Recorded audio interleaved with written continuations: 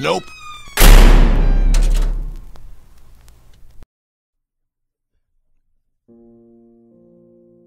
Yesterday, my aunt died, and immediately I felt in my heart a gap that will never be filled again. My mother and father left me with them whenever they found the opportunity to make money, so I was stuck with my aunt and uncle for most of my childhood. So even now, I see my aunt and uncle as more of my parents than anybody else. As soon as I received the news of her death, I immediately told my boss to give me the next 3 days off, and I drove 2 states over. On the ride there, I turned on all the songs we used to sing together whenever we went on long drives, while I silently sobbed. When I was close by, I decided to drive by my old high school to try and recapture some old memories. As I got closer, I noticed that something was off. It was 2:30 p.m., and that is usually the time that the school day ends, but no matter where I looked, I did not see a single car driving away from the high school. When I arrived, I knew why. My old high school had been shut down. I felt a small bit of grief since the building that introduced me to my first crush, my first best friend, and my absolute favorite teacher has now become a slab of concrete that held lost and forgotten memories. I sadly got back into my car and drove to my aunt's house. As soon as I arrived, I saw that there were several cars in her driveway. When I walked in the door, the first thing I saw was the sight of my defeated uncle. He was sipping on some whiskey while sitting on the couch that he had for over 20 years. Then I saw a bored-looking man talking to my uncle about the debt she had left him. My uncle was nodding as he pretended to listen, but I know that my uncle never really cared about being in debt. Of course, everything my aunt had was now his, but he still refused to give the lawyer any of his attention. I walked up to my uncle and placed my hand on his shoulder. As soon as he saw me, he smiled his five-toothed smile and said, "I just knew you would come. I kept telling everyone you would come, but everyone told me you would be too busy. But I told them that you would be here for me and your mother." Though my uncle had fallen victim to mild dementia, he always had known that I would forever call him and his wife my mother and father. After we were done talking, I walked to the kitchen and sat down as I revisited my older memories of my aunt cooking pancakes for me while she sang her little songs that she loved so much. I remember how she would hold my hand and tell me that I would always be something great. Feeling the need to cry again, I went upstairs into my old bedroom. I noticed that everything was still the same as the day I had left, and that made me bust out into sobbing once again.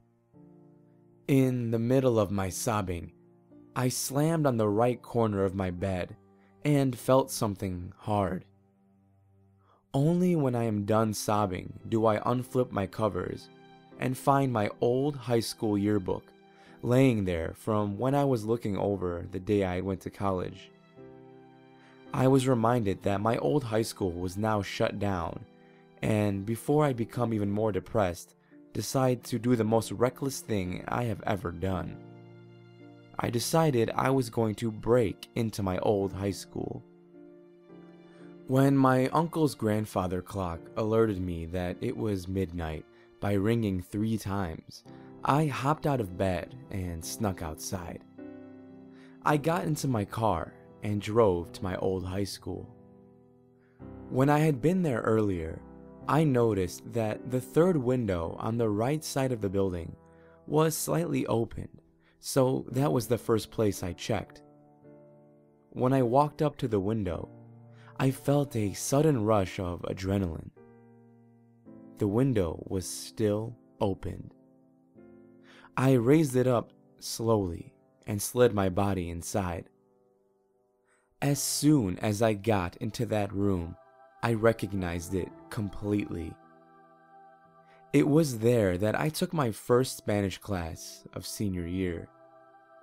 The teacher of that class was Mrs. Gomez, and she was my absolute favorite teacher.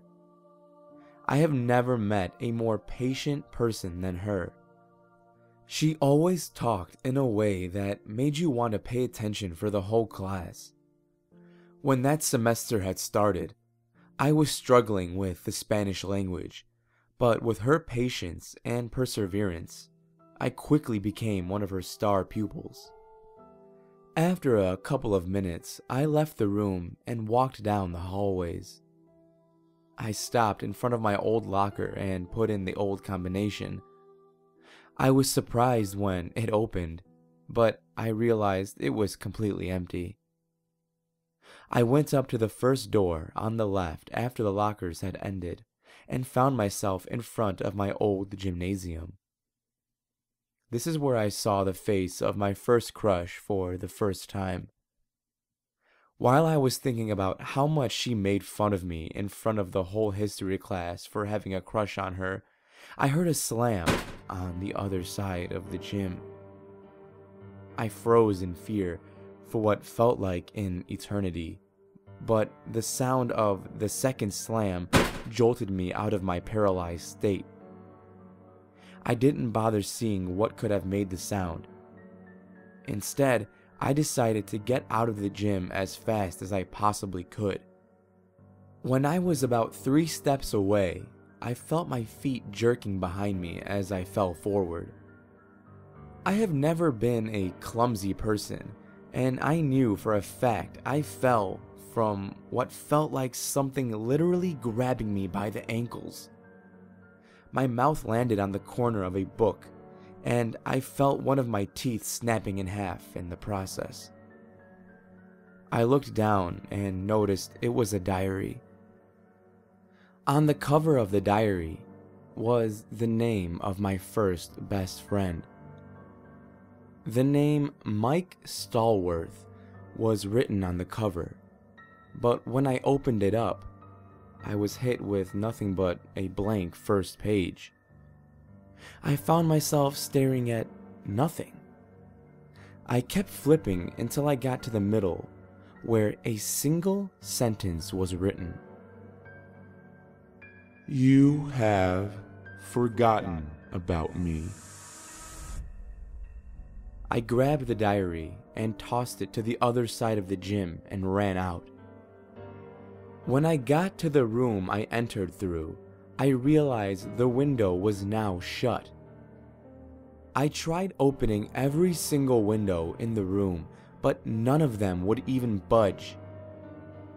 I ran to the next room and tried the windows there, only to get the same exact result.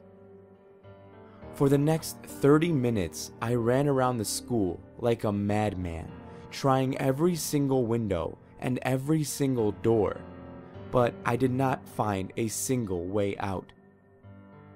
I tried calling out from my phone, but every single call I made failed. With nowhere else to turn, I ran to the bathroom I would go to every morning. It was there that I would meet with my best friend and we would trade snacks for lunch. I remember he would always have a snack pack and I would always have a fruit roll-up. Right when I ran into the bathroom, I felt the temperature around me start to feel like a mixture of hot and cold. I started to feel like I was suffocating, but I never really truly ran out of breath. I ran into the second stall and quickly sat on the toilet. After sitting there for 30 minutes, trying to get my mind at ease, I suddenly felt a sense of calm.